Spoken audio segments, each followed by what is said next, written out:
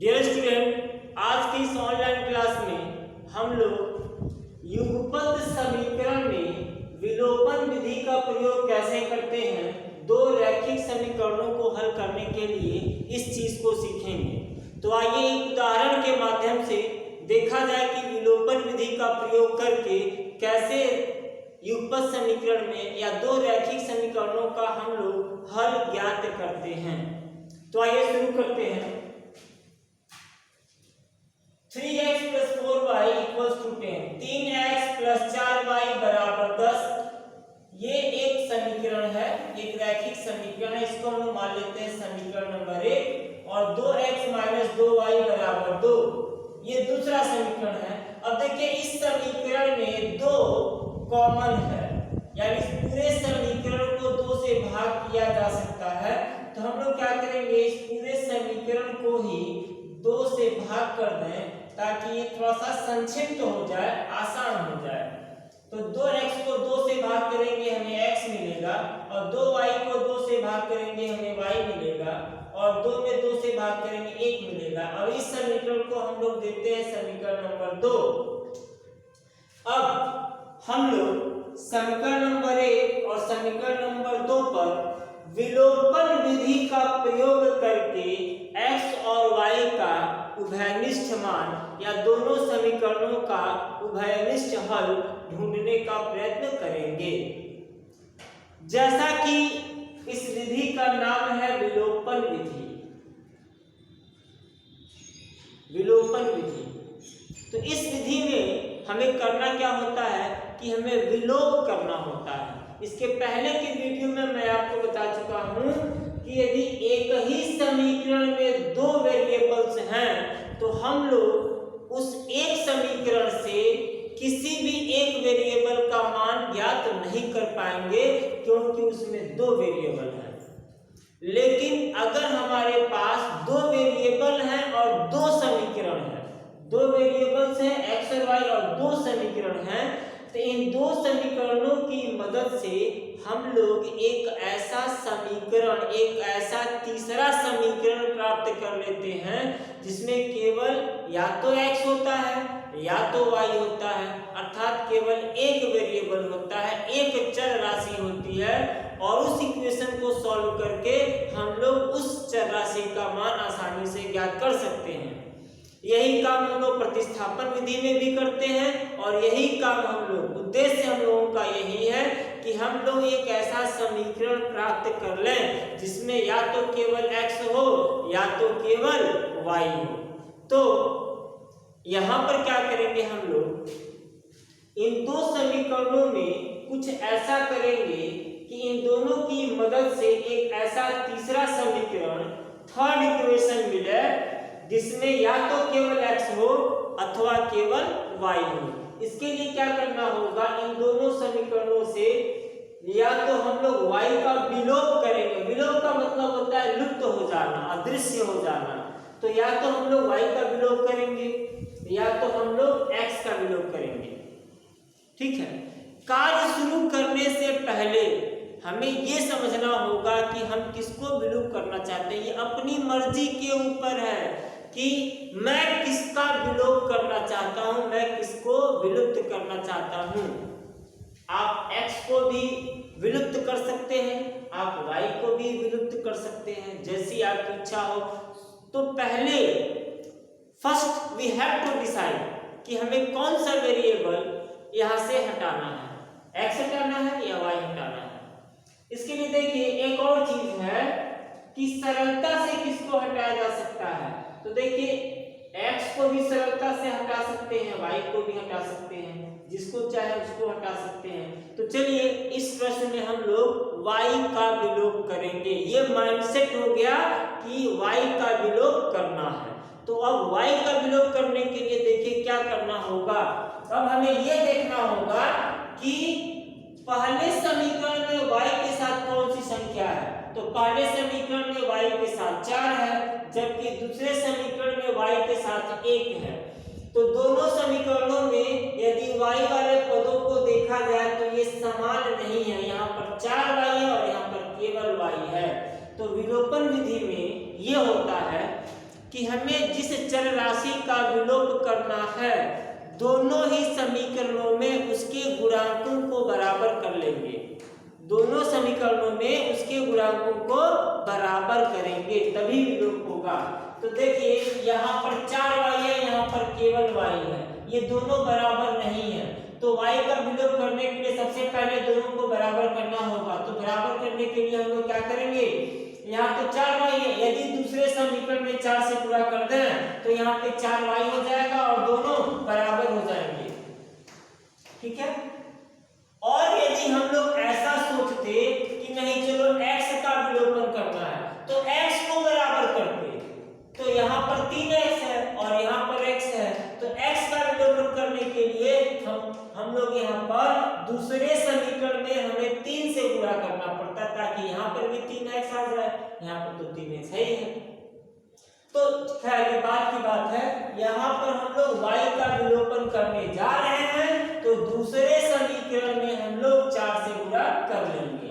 अब पहले समीकरण को एज इट इज जैसा है वैसा लिख लेते हैं, 3x + 4y = 10 और दूसरे समीकरण में 4 से गुणा करके इसके नीचे लिख लेंगे 4x - 4y = 4 × 4 और यहाँ पर लिखेंगे समीकरण 1 व समीकरण 2 × 4।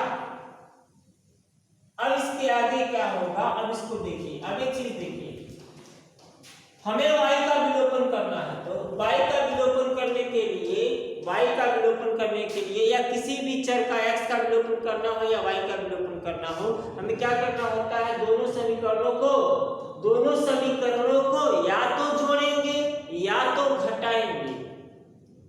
ये निर्भर करता है कि हम लोग जिस चर का विलोपन करना चाहते हैं वो क्या करने से कटेगा, क्या करने से विलुप्त होगा। यदि जोड़ने से कट जाए तो जोड़ देंगे, यदि घटाने से कटे तो घटा देंगे। तो यहाँ पर देखिए ये 4y है, ये भी 4y है। दोनों समीकरणों को देखिए, पहले समीकरण के ऊपर +4y है, नीचे के या दूसरे समीकरण में -4y है, तो +4y - 4y ये जोड़ने से कटेगा या घटाने से कटेगा। देखिए अगर घटाएंगे, यदि पहले समीकरण में से दूसरे समीकरण को घटाएंगे तो नीचे वाले का चिन्ह बदलना पड़ेगा। घटाने की क्रिया में नीचे वाले का चिन्ह बदलेगा तो ये माइनस से प्लस हो जाएगा और 4y + 4y 8y आएगा। तो घटाने से काम नहीं बनेगा, जोड़ने से काम बनेगा। तो हम लोग क्या करेंगे, इन दोनों समीकरणों को जोड़ देंगे। तो यहाँ पर हम लोग लिखेंगे जोड़ने पर, ठीक है, यहाँ पर हम लोग लिखेंगे जोड़ने पर। याद रखिए यदि असमान चिन्ह है तो जोड़ेंगे, ठीक है। विलुप्त किए जाने वाले चर के लिए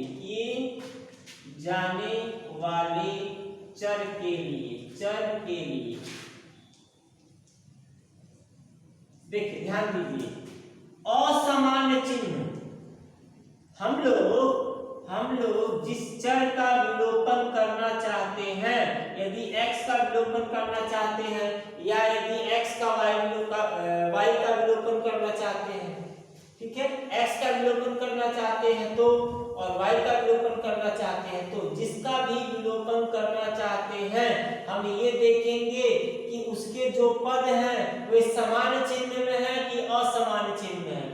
जैसे इस वाले प्रश्न में y का विलोपन करना चाहते हैं तो y का चिन्ह यहाँ प्लस में है और यहाँ पर माइनस है, तो यहाँ पर क्या है, असमान चिन्ह है। तो जब भी असमान चिन्ह होगा तो हम क्या करेंगे, जोड़ेंगे। असमान चिन्ह है तो जोड़ेंगे और समान चिन्ह है तो घटाएंगे। समान चिन्ह के लिए क्या करेंगे, घटाएंगे, ठीक है। इस बात को आप याद रखेंगे क्योंकि यही असली जड़ है, ठीक है। जिस भी चर का विलोपन करना है यदि उसके वाले पद के चिन्ह समान चिन्ह है तो दोनों समीकरणों को घटाना होगा और यदि असमान चिन्ह है तो जोड़ना होगा। तो समान चिन्ह के लिए जोड़ेंगे और असमान चिन्ह के लिए घटाएंगे। देखिए +4y -4y और समान चिन्ह है तो जोड़ेंगे, तो +4y -4y कैंसिल हो गया और 4 3 7 x बराबर 10 4 14 और अब x बराबर 14/7, 7 से काटेंगे 7 दूनी 14 तो x बराबर 2। देखिए x का मान निकल गया। इसी विधि को हम लोग कहते हैं विलोपन विधि। और यदि ऐसा करना होता हम लोगों को, इसके बाद x का मान 2 निकल गया और x का मान 2 समीकरण नंबर 1 या समीकरण नंबर 2 में रख लेंगे। यहाँ पे प्रतिस्थापन हो रहा है। जब हम लोग रैखिक समीकरणों को हल करते हैं और विलोपन विधि का प्रयोग करके हल करते हैं तो जिस प्रकार से x y का विलोपन करके x का मान निकाला गया, उसी प्रकार से x का विलोपन करके y का मान निकाला जा सकता है। लेकिन प्रैक्टिकली हम लोग ये करते हैं कि आधा काम विलोपन विधि से करते हैं और बाकी आधा काम प्रतिस्थापन विधि से करते हैं। ठीक है, तो जैसे देखिए यहाँ पे x का मान 2 निकल गया तो अब x का मान 2 समीकरण नंबर 1 या समीकरण नंबर 2 में रख करके y का मान निकाल लेंगे। कैसे, तो देखिए x - y बराबर 1 और x की जगह हम लोग 2 रखेंगे तो 2 - y बराबर 1 या -y बराबर -1 -2 या -y बराबर -3। ये माइनस से ये माइनस कैंसिल तो देखिए y का मान 3 आ गया। ठीक है, y का मान हम लोग ज्ञात कर लिए 3, तो x का मान 2 और y का मान 3। आधा काम यहाँ तक जो काम हुआ वो विलोपन विधि से हुआ और ये थोड़ा सा इसमें प्रतिस्थापन विधि का प्रयोग किया गया। लेकिन यदि आप चाहते हैं कि 100% विलोपन विधि के प्रयोग से ही काम हो तो देखिए y का विलोपन किए तो x का मान निकला, अब x का विलोपन कर दे तो y का मान निकल जाएगा। तो x का यदि विलोपन करना चाहते हैं तो पहले समीकरण में x के साथ 3 है, दूसरे में 1 है, तो अब यहाँ पे हम लोग क्या करेंगे, दूसरे समीकरण में यदि 3 से गुणा कर दे तो यहाँ पर भी 3x हो जाएगा। तो पहले समीकरण को एज इट इज जैसा यह है वैसा लिख देंगे और दूसरे वाले समीकरण में 3 से गुणा करेंगे तो 3x - 3y बराबर 3, 3x - 3y बराबर 3। अब देखिए इसके बाद क्या करेंगे, क्योंकि विलोपन x का करना है तो हम लोग ये देखेंगे कि चिन्ह क्या है। तो यहाँ भी 3, यहाँ पर 3, पहले समीकरण में 3x का चिन्ह प्लस है, दूसरे समीकरण में भी 3x का चिन्ह प्लस है, तो दोनों ही समीकरणों में x वाले पदों के चिन्ह समान हैं। तो जैसा कि मैं भी तुरंत बताया हूं कि असमान चिन्ह होने पर जोड़ेंगे और समान चिन्ह होने पर घटाएंगे। तो समान चिन्ह है, यहाँ भी चिन्ह प्लस है, यहाँ भी चिन्ह प्लस है, दोनों का चिन्ह समान है। तो दोनों प्लस हो या दोनों माइनस हो समान ही हुआ, दोनों प्लस हो अथवा दोनों माइनस में हो तो समान ही होगा, उसको समान बोलेंगे। तो समान चिन्ह होने पे क्या करना है, घटाना है, तो यहाँ पर हम लोग घटाएंगे। तो माइनस घटाने पर नीचे वाले पदों का चिन्ह बदल जाता है, तो घटाने पर ये माइनस हो जाएगा, ये माइनस से प्लस हो जाएगा और ये प्लस से माइनस हो जाएगा। इसके बाद जब चिन्ह बदल गया तो जो अलजेब्रा का गोल्डन रूल है उसको हम इस्तेमाल करेंगे। ये 3x प्लस में है और ये 3x माइनस में है, जितना प्लस में उतना ही माइनस में कैंसिल हो गया। अच्छा, ये +4y और ये भी ये +3y, तो प्लस प्लस प्लस, चूंकि समान चिन्ह है तो जोड़ देंगे 4 3 7y और ये देखिए प्लस में है ये माइनस में है, 10 प्लस में है 3 माइनस में है, तो जो बड़ा है उसका चिन्ह यानी प्लस, और चूंकि असमान चिन्ह है तो बड़े वाले में से छोटे वाले को घटा देंगे, 10 में से 3 गया 7, तो 7y बराबर 7 या 7 के कम 7, तो y का मान क्या आ गया, y का मान हमें मिला 1। तो इस प्रकार से हम लोग x का विलोपन करके y का मान निकाल लेंगे। तो जब आप x का विलोपन करेंगे तो y का मान निकलेगा और जब y का विलोपन करेंगे तो x का मान निकलेगा।